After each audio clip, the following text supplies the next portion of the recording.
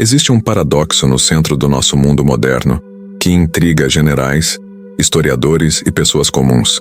Como uma nação do tamanho do estado de Sergipe, cercada por vizinhos hostis desde o seu renascimento em 1948, não apenas sobreviveu a múltiplas guerras que ameaçaram a sua existência, mas se tornou uma das maiores potências militares e tecnológicas do planeta? Se olharmos para a história recente de Israel com olhos puramente materiais, puramente estratégicos, a lógica parece insuficiente. A explicação parece não dar conta da realidade. É por isso que o nosso tema hoje propõe uma resposta que vai além do natural, a de que a força de Israel é, em sua essência, sobrenatural. Mas o que isso significa? É importante que desde o início fique claro que não estamos falando de misticismo ou de uma torcida geopolítica. Estamos falando de um plano divino, de um alicerce invisível que, segundo a Bíblia, foi delineado há milênios e que sustenta essa nação de forma única na história.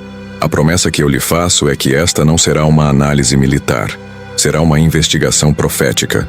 Nós vamos mergulhar nas alianças incondicionais e nas promessas que, segundo as Escrituras, formam a verdadeira muralha, o verdadeiro domo de ferro espiritual sobre Israel.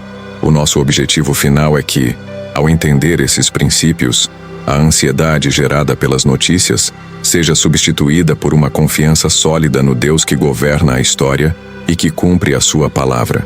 Para guiar nosso pensamento, vamos usar uma das imagens mais poderosas do Antigo Testamento, a da sarça ardente. No livro de Êxodo, Moisés vê uma sarça que ardia em fogo no meio do deserto, mas que, milagrosamente, não era consumida. O texto diz que ele se aproximou, não por causa do fogo em si, mas para ver esta grande visão, porque a sarça não se queima. A sarça é um símbolo perfeito de Israel, uma nação que, ao longo de sua história, vive constantemente no meio do fogo da aflição, da perseguição e do conflito, mas que, de forma sobrenatural, não é consumida. E a razão para isso, como Moisés descobriu, não estava na qualidade da madeira da sarça. A razão estava na presença santa de Deus dentro dela, que a sustentava. É essa presença que exploraremos hoje. O primeiro pilar, e o mais fundamental para entendermos a resiliência de Israel, é a natureza da aliança que Deus fez com o pai desta nação, Abraão. E ao entendermos isso, nós confrontamos uma de nossas dores mais profundas, a sensação de que o mundo é regido pelo caos, e a dúvida de que as promessas de Deus podem, de alguma forma, falhar diante da maldade ou da fraqueza humana. Nós, muitas vezes, temos medo de que a fidelidade de Deus dependa do nosso bom comportamento. Mas a cerimônia da aliança de Deus com Abraão, descrita em Gênesis capítulo 15, destrói essa nossa insegurança. Nos tempos antigos, quando duas partes faziam um pacto solene, elas sacrificavam animais, os dividiam ao meio, e ambas as partes caminhavam juntas por entre as metades. Era um juramento que dizia: se eu quebrar a minha parte neste acordo, que aconteça comigo o mesmo que aconteceu com estes animais. Mas na cerimônia com Abraão, algo surpreendente e único acontece. Abraão não passa pelo caminho. O texto diz que somente a presença de Deus, representada por um fogareiro fumegante e uma tocha de fogo, passou por entre as partes dos animais. E aqui, uma revelação contra-intuitiva e absolutamente gloriosa se manifesta. Naquele ato, Deus estava fazendo uma aliança incondicional.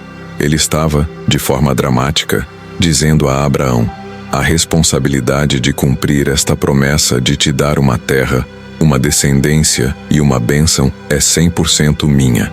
Ela não depende de você, nem da fidelidade ou da infidelidade futura dos seus descendentes. Eu estou fazendo um juramento comigo mesmo. Portanto, a sobrevivência de Israel ao longo dos séculos não se baseia no mérito do povo, em sua justiça ou em sua força. Ela se baseia única e exclusivamente na integridade do caráter de um Deus que não pode mentir e que não quebra as suas promessas. A compreensão dessa aliança incondicional nos leva naturalmente a uma reflexão sobre a segurança da nossa própria salvação em Cristo. Se Deus se comprometeu de forma tão absoluta a preservar um povo terreno por causa da promessa que fez a Abraão, quanta confiança a mais nós podemos ter na nova aliança. Uma aliança que não foi selada com o sangue de animais, mas com o sangue precioso do seu próprio Filho, Jesus. Se a palavra de Deus é o suficiente para garantir a existência de uma nação por milênios, ela é mais do que suficiente para garantir a sua salvação eterna.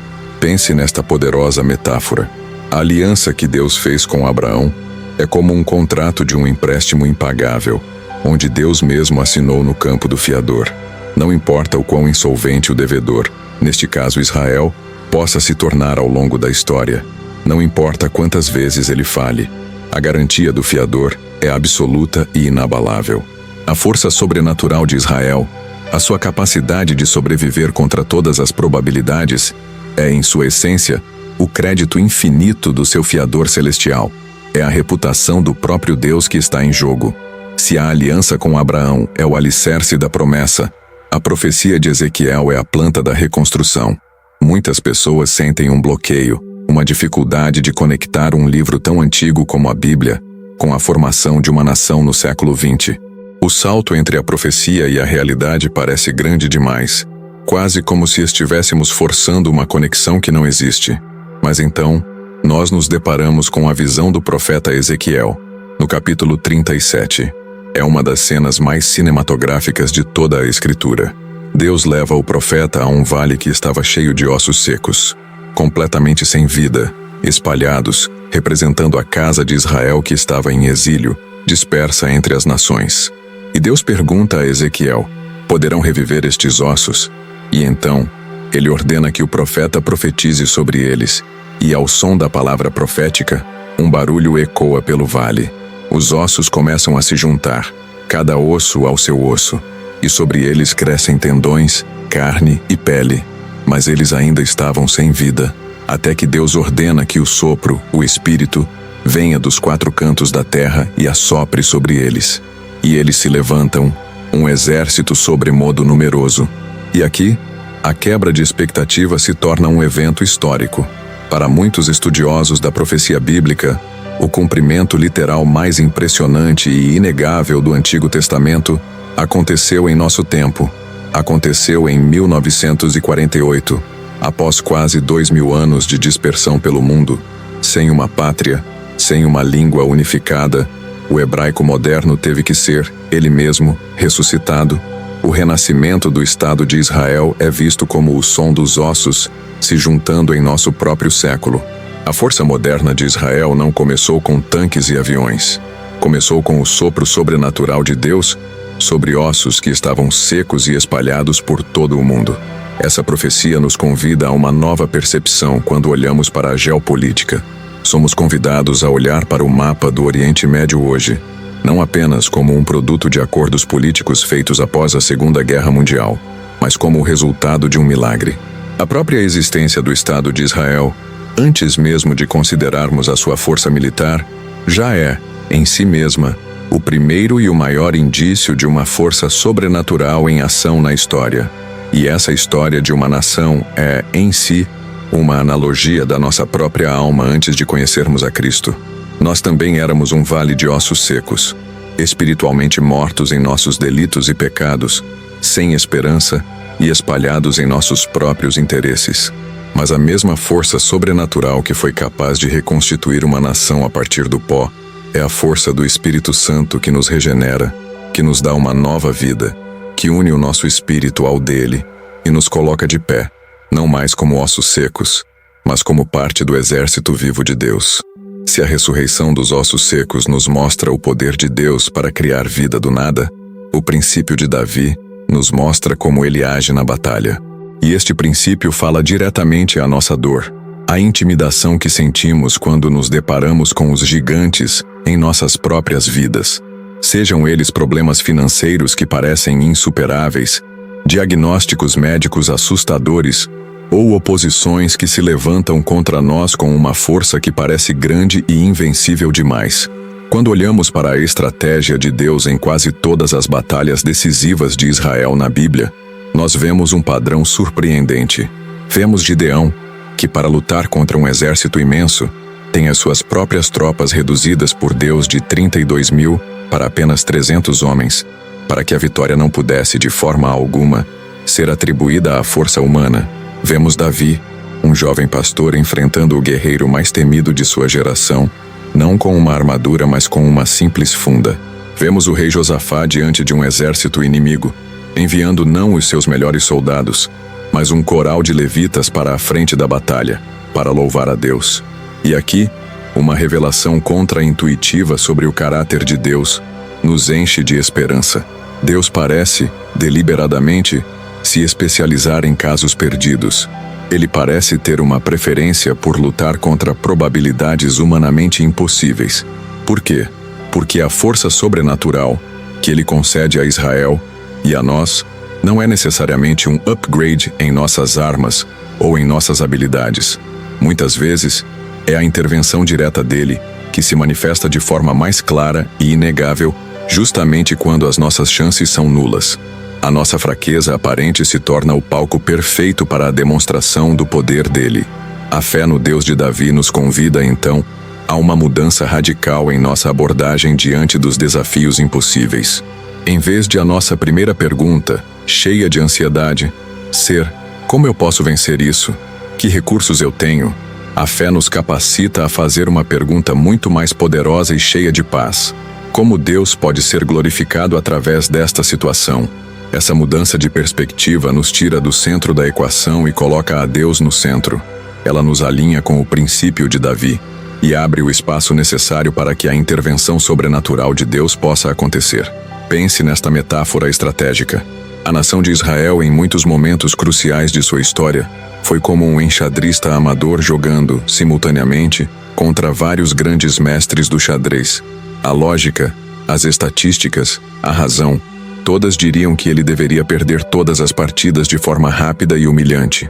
A sua improvável taxa de sobrevivência, e em muitos casos de vitória, sugere que existe uma mão invisível ao seu lado, um grande mestre, sussurrando os movimentos em seu ouvido, guiando a sua estratégia e confundindo os seus adversários. Essa mão é a força sobrenatural de Israel. A constatação de que Deus age de forma única na história de Israel nos leva a um questionamento teológico importante. É a pergunta sobre a parcialidade de Deus. Por que essa proteção tão especial, tão evidente para uma nação e não para todas as outras? Será que Deus tem um povo favorito? A Bíblia responde a essa pergunta ao nos revelar o propósito por trás da proteção. O Salmo 121 nos dá uma das promessas mais lindas sobre este cuidado. Ele diz: eis que não tosquenejará, nem dormirá o guarda de Israel. Essa vigília incessante, esse cuidado que nunca descansa, não é, no entanto, um fim em si mesmo.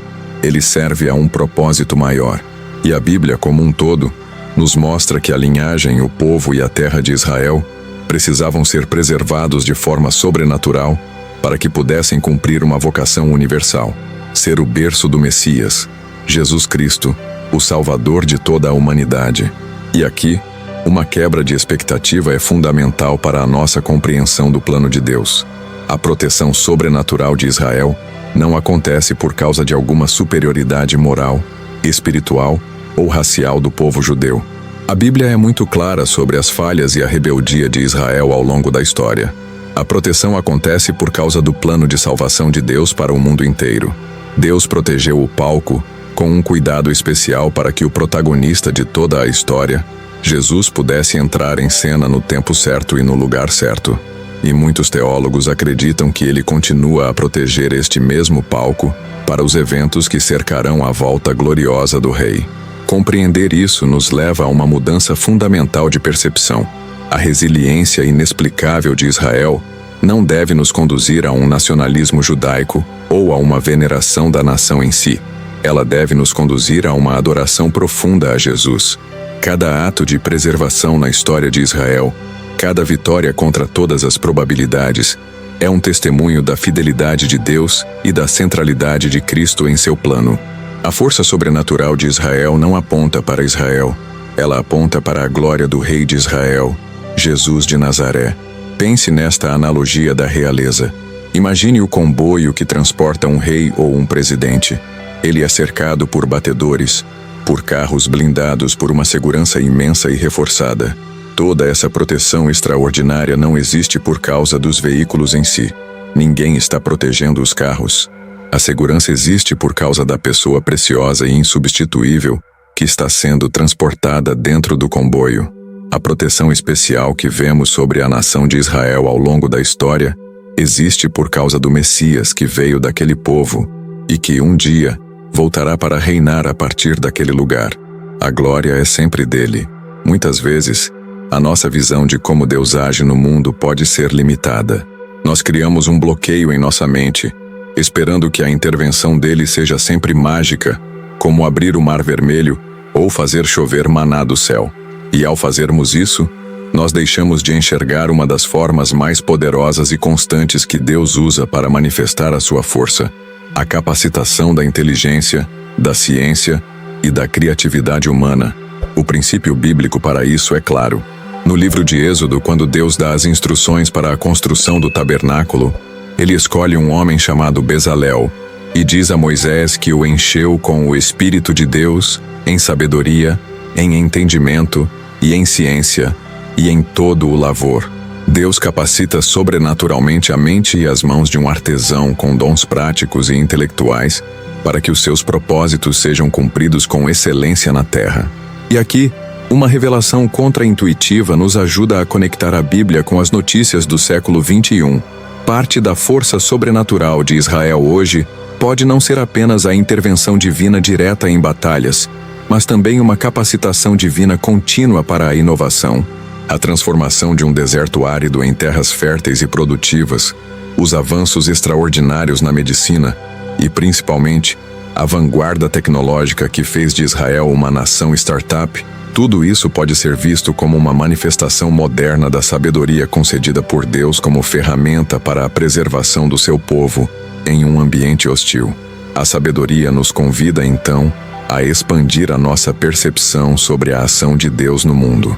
Somos convidados a procurar a mão dele, não apenas nos milagres que desafiam as leis da física, mas também na sabedoria que as desvenda.